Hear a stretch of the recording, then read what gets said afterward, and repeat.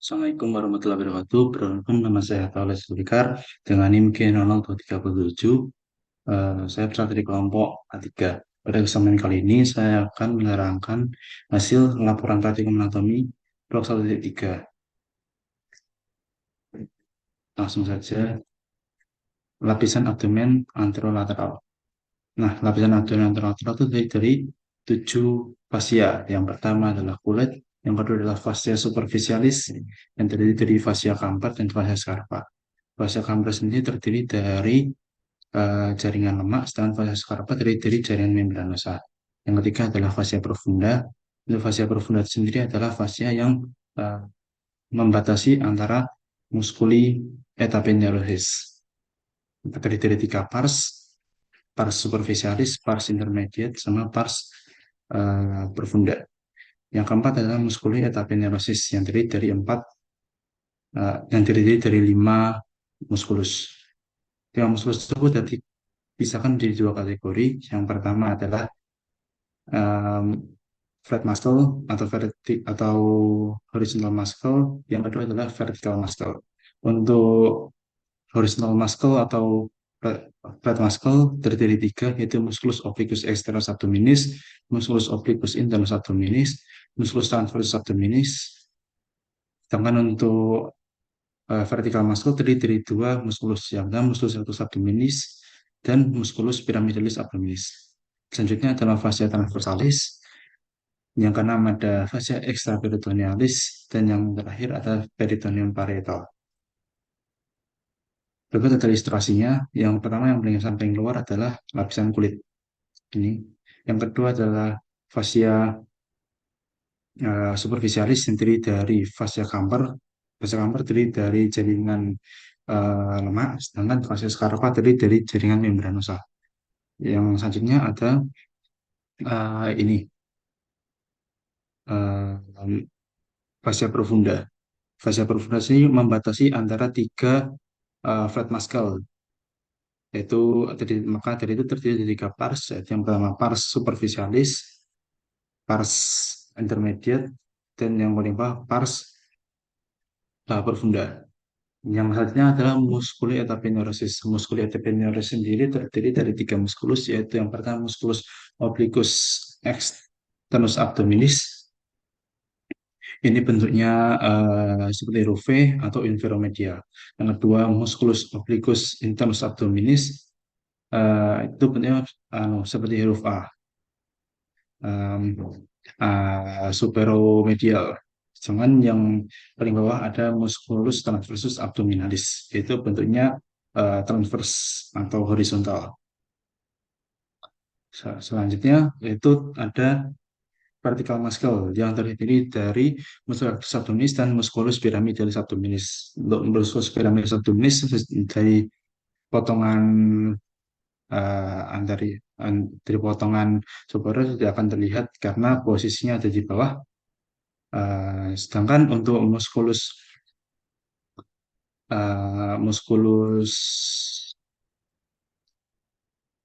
vertikal, musculus otot vertikal atau vertical muscle sendiri terbungkus oleh vagina musculorecti yang merupakan hasil dari penggabungan aponeurosis dari 3 musculus flat muscle. Selanjutnya ada fascia extraperitonealis, maksud saya fascia transversalis, fascia extraperitonealis, dan peritoneum parietal. Nah, ini adalah eh, mungkin lebih jelasnya. Ini ada skin atau kulit, fascia superficialis, fascia profunda terdiri dari 3 pars, eh, 3 lamina, lamina superficialis, lamina intermediate, sama lamina profunda. Nah, dari muskulit aponeurosis, yang ini yang pertama musculus obliquus externus abdominis, musculus obliquus internus abdominis, dan musculus transversus abdominis. Ini ada fascia transversalis, fascia extraperitonealis, dan yang terakhir adalah peritoneum parietal. Ini.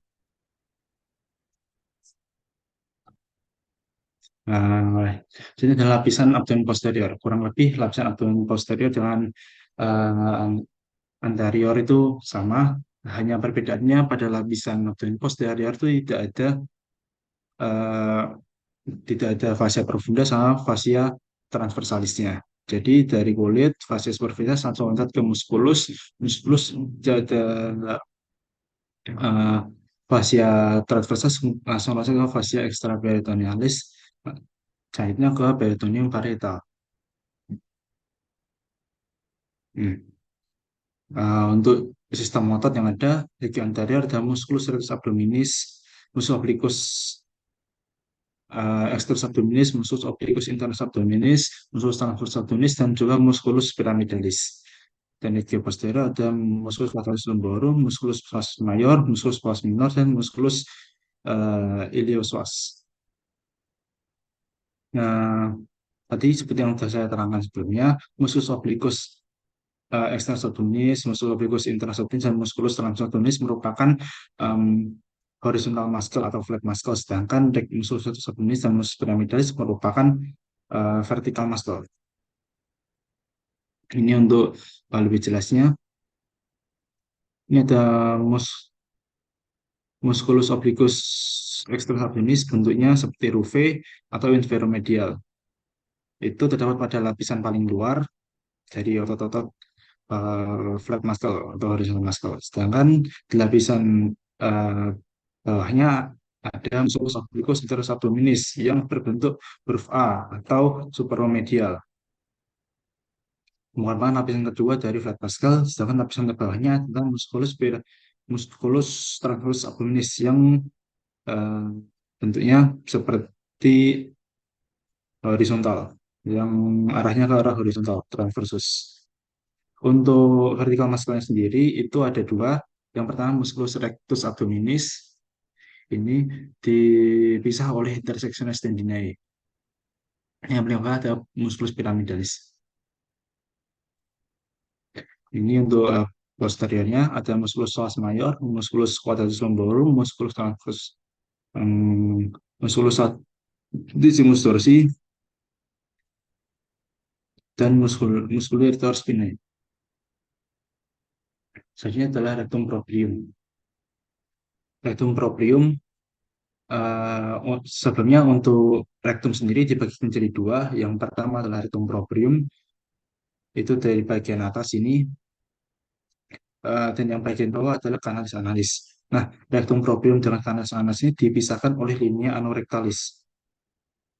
Linea anorectalis yang berada di atas kolumna analis. Nah, di rektum proprium itu sendiri terdapat dua landmark. Yang pertama adalah lipatan-lipatan transversal atau horizontal dari rektum proprium sendiri yang disebut dengan plica transversalis recti. Nah, plica transversalis recti ini memiliki tiga pars. Yang pertama adalah pars eh, superior, pars media, dan juga pars inferior. Nah, sedangkan yang kedua, landmark yang kedua adalah ampula recti. Nah, ampula recti ini adalah bentuk perpanjangan dan dilatasi dari pelikat transversalis recti. Fungsinya adalah untuk eh, menahan feses yang berada pada apa? Yang berada pada rektum. Karena ampula recti ini memiliki kemampuan untuk berrelaksasi. Selanjutnya, eh, Selanjutnya ya untuk rektum sendiri kenapa berbentuk huruf S karena dia mengikuti sakrum. Nah, ada dua ini berbentuk huruf S, ada dua fleksura. Yang pertama yang bagian yang menonjol ke belakang itu adalah fleksura sacralis, sedangkan yang menonjol ke depan adalah fleksura anorektal atau fleksura perianalis.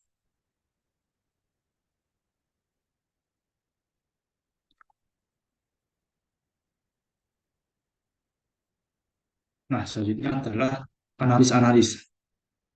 Analis-analis sendiri adalah bagian eh, yang berada di bawah dari linea anorektal. Bagian ini dimulai oleh zona volumentaris ani yang yang di dalamnya terdapat lekukan-lekukan yang dinamakan kolumna ani, kolumna analis.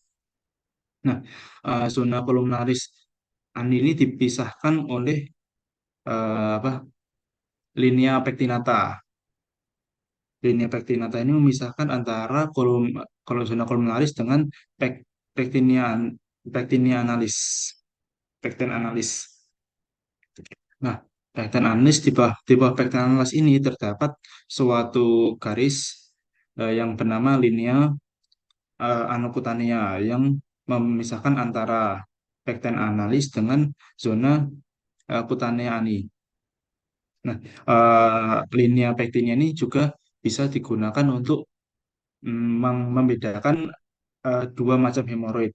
Apabila hemoroid itu berada pada atas linea pektinata, maka hemoroid itu dinamakan hemoroid internal, sedangkan bila di bawahnya linea pektinata disebut hemoroid eksternal.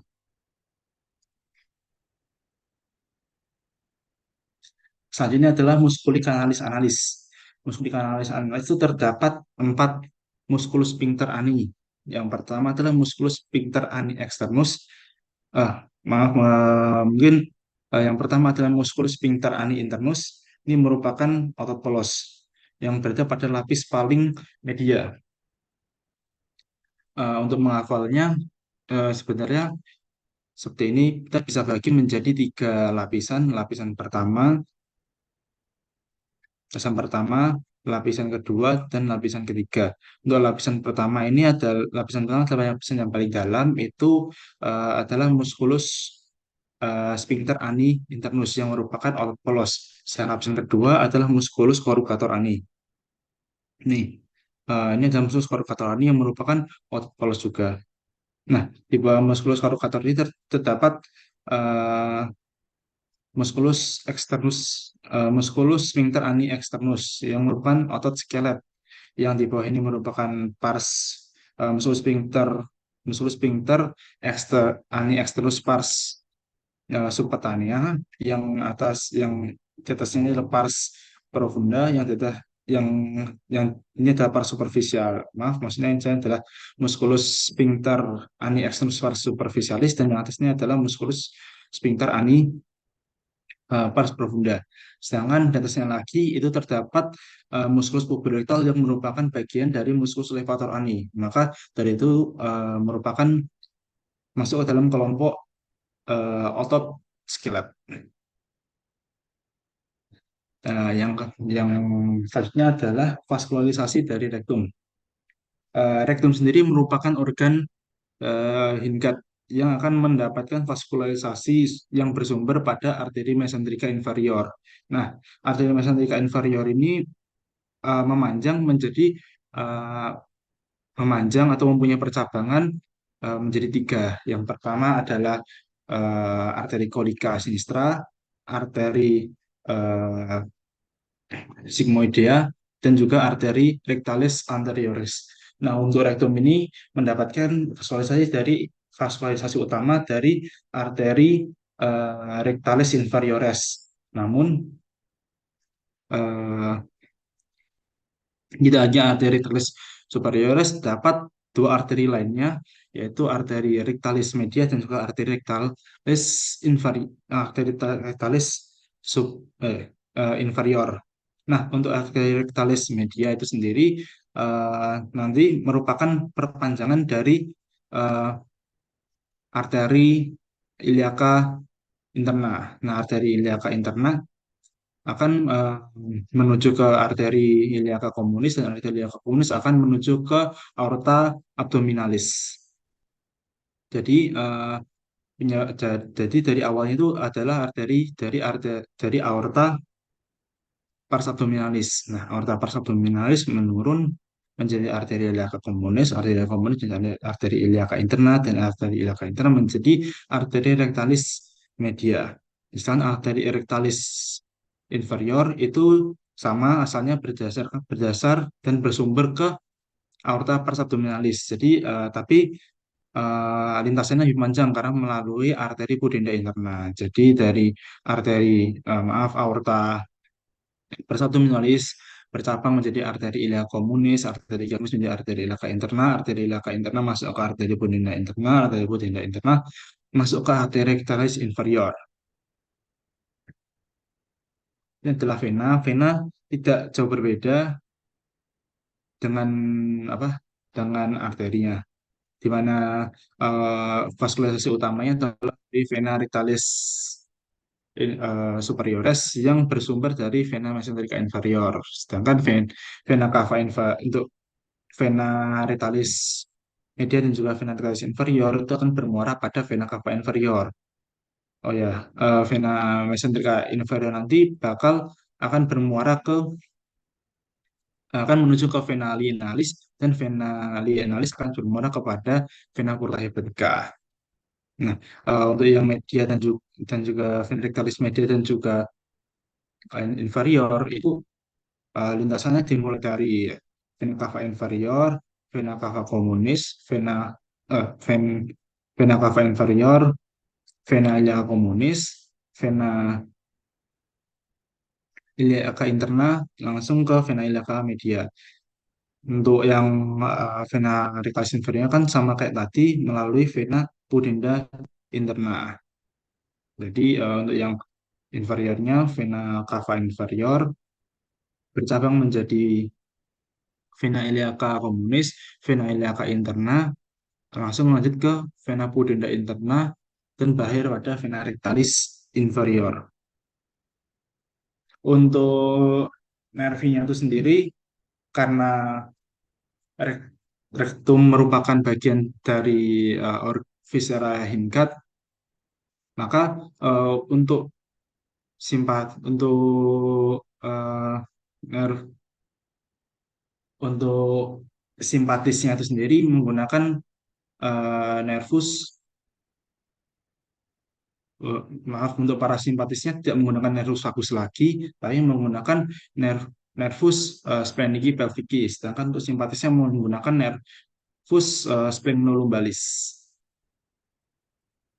Peritoneum. Peritoneum adalah membran serosa rangkap yang sebesar tubuh yang terdiri dari dua bagian utama, yaitu peritoneum parietal yang melapisi dinding rongga abdominal dan rongga peritoneum visceral yang meliputi semua organ yang berada dalam rongga dada. Nah, peritoneum dibagi menjadi dua, yaitu peritoneum visceral dan juga peritoneum parietal. Nah, bedanya peritoneum visceral itu dia melapisi sebuah organ, sedangkan kalau peritoneum visceral itu melapisi eh, dinding peritoneum parietal melapisi dinding abdomen, sedangkan peritoneum visceral melapisi organ. Nah, ada viscera peritoneum visceral itu tersendiri terbagi menjadi dua. Yang pertama intraperitonealis dan juga retroperitonealis. Untuk intraperitonealis itu sendiri, intra artinya di dalam, berarti organnya itu di dalam dari peritoneumnya itu sendiri. Dengan kata lain, organ itu dilapisi secara sempurna oleh peritoneum. Sedangkan retroperitoneal merupakan organ yang hanya dilapisi oleh hanya dilapisi bagian bagian depannya saja. Dan yang bagian belakang tidak dilapisi. Organ intraperitoneal, beberapa organ intraperitoneal itu adalah hepar, gaster, dan lian. Sedangkan untuk organ retroperitoneal sendiri dapat eh, dihafalkan menjadi sebuah jembatan batu, yaitu Seth Packer. S itu adalah suprarenal gland atau glandula suprarenalis. Yang kedua itu aorta, D itu duodenum, P itu pankreas, U itu ureter, C itu kolon ascending, K itu kidney atau ginjal, E itu esophagus, dan R itu rectum. Duplikator peritonei. Nah, duplikator peritonei itu terbagi menjadi tiga. Yang pertama adalah mesenterium, yang kedua omentum, yang ketiga adalah ligamentum peritonei. Yang pertama ada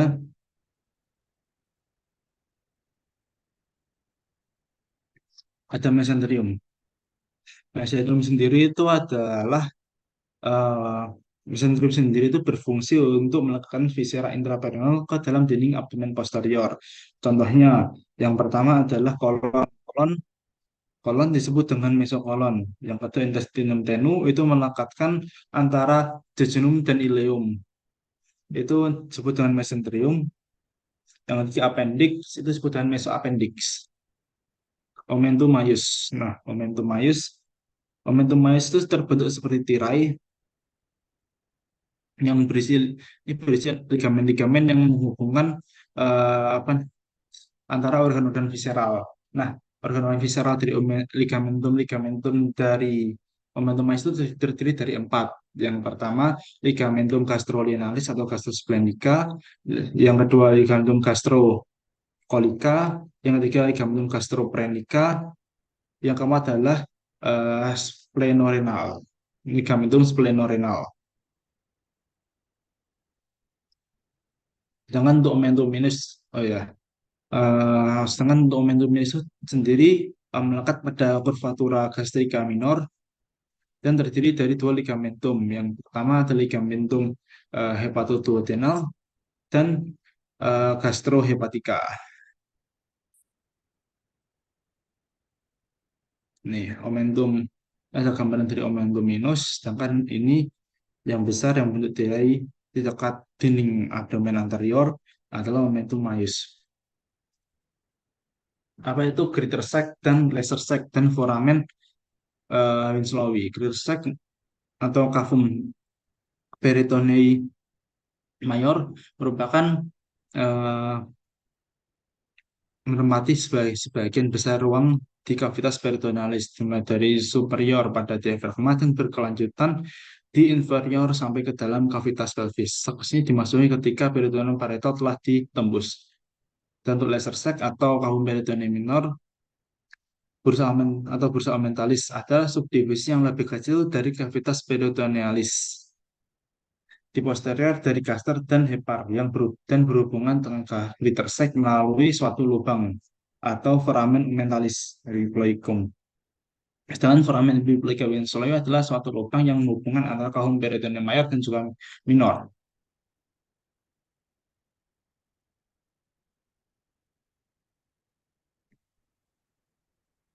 Ini untuk kahum peritoneum mayor, sedangkan ini untuk kahum peritoneum minor.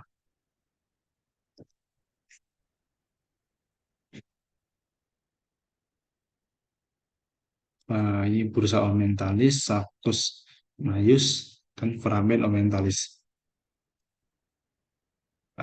Mungkin sekian dari saya. Atas perhatiannya, saya ucapkan terima kasih. Assalamualaikum warahmatullahi wabarakatuh.